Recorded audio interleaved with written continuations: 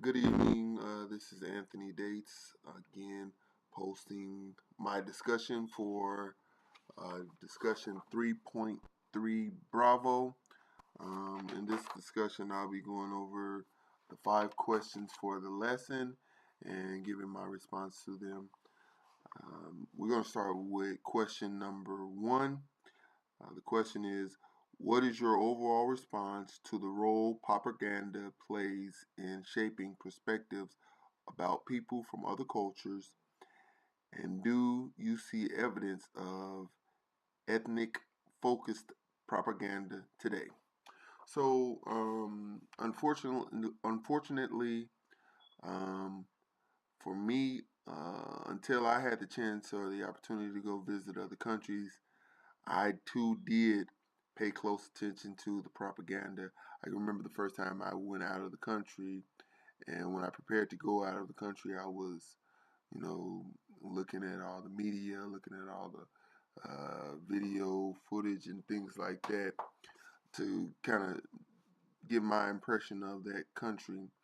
And when I got there, it was completely different. It was much more relaxed and much more pleasing than a lot of the information that I had researched. So unfortunately, it has impacted me. Um, but now, after having experienced that, I realize that you can't always necessarily pay attention to the propaganda and the things that uh, take place.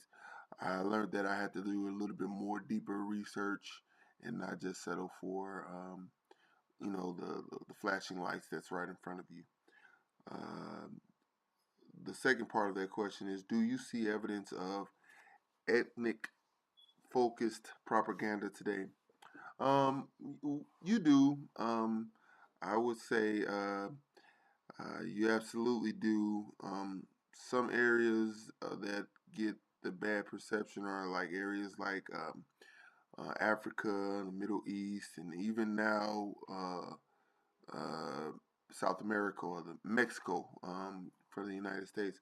You see a lot of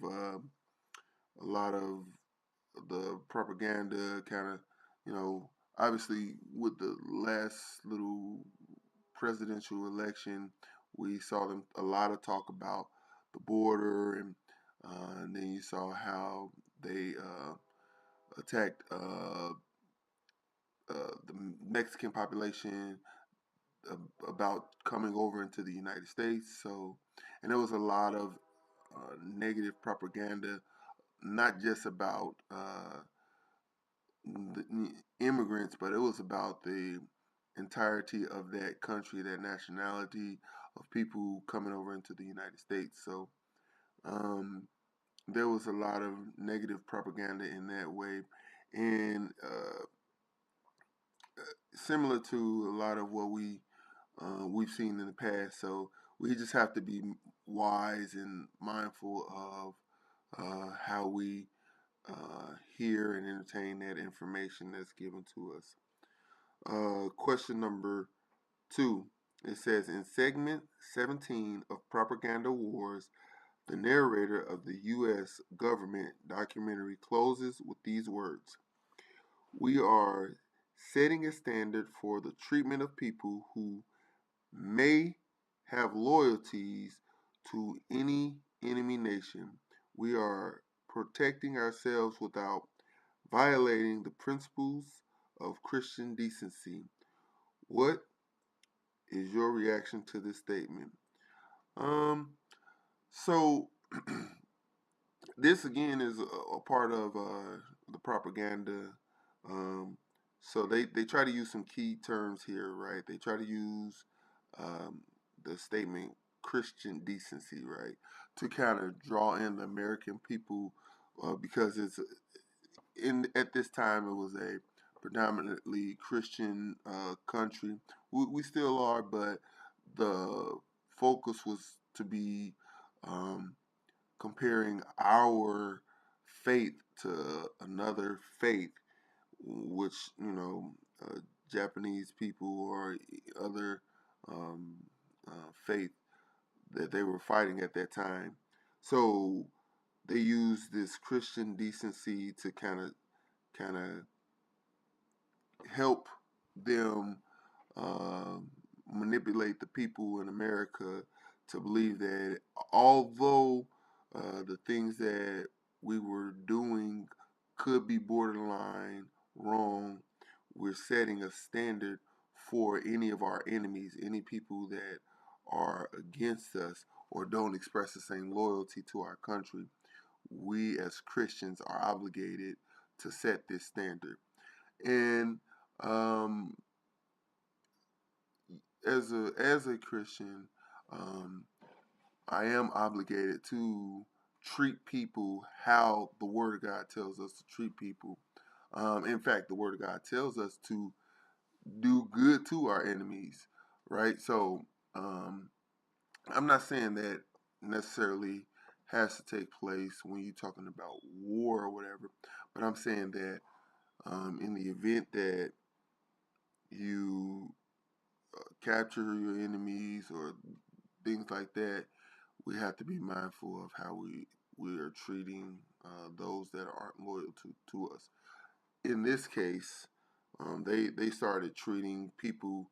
They started calling people unloyal or disloyal without any true evidence, just based off of their nationality or based off of the way they look. So that wasn't necessarily the proper type of treatment or decency that should have been those people should have received. Question number 3, it says, what is your reaction to the overall message conveyed by the U.S. government through its explanation for forcing Japanese Americans into internment camps?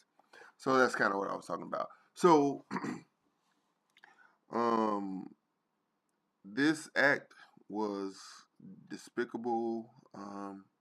It was um, looking back. It was just outrageous. I'm surprised that they were able to do this. But again, when you're in a state of war and different things like that, um, a lot of times those people that are making the rules, their logic and their morals are controlled by other things, right? They're driven by other factors, and so um, I thought that it was just uh, horrible. You know what I mean? They decided to take a group of people, some of which who were born in America, and just take them and put them in camps um, because they felt like because of their nationality, regardless of where they were born and raised and had lived, but because of their nationality, they were automatically disloyal to the United States, and uh, that's pretty. It's not a good view of how our country treat those that may not look like um, what our lawmakers may look like at that time. Now, at that time, a lot of our lawmakers didn't see Japanese Americans as those that would be loyal to the principles and what the United States represented. Um, so I thought that was pretty, pretty bad. Kind of horrible. Um, question number 4. It says, "What is your reaction to hearing about the same historical event, the Japanese internment camp experience, from the perspective of George Takia, a Japanese American witness?" I may have messed that last name up. I apologize. Um, no, it just further reiterates my opinion.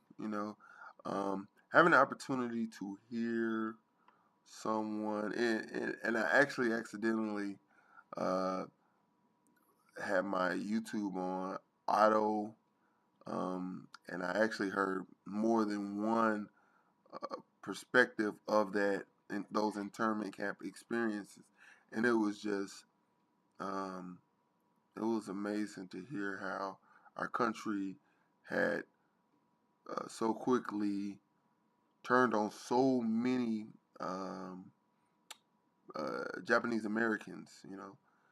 Those that had lived, some had lived in this country for all their lives, and some had lived here for such a long time that our country quickly turned on those Americans because of what other people were doing, and not only did they turn on them, but they also put them in a position where they sort of played.